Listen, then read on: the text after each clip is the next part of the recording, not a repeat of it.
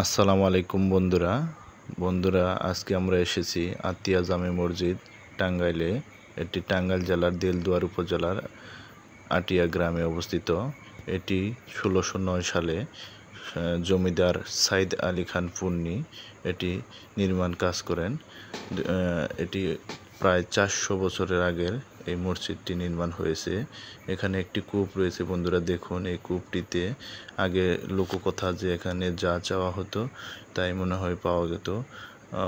এখানে সুড়ঙ্গটি মসজিদের পিছনে একটি পুকুর আছে, ওই পুকুরের সাথে মিশে গিয়েছে।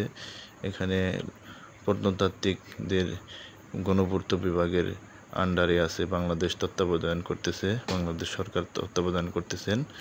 দেখুন বন্ধুরা, এটি আসলে খুবই প্রাচীন নিদর্শন। এখানে আসলে মন জুড়িয়ে যাবে। বন্ধুরা দেখতে থাকুন, আপনাদের দেখাচ্ছি মসজিদের ভিতরের দিকের অংশ।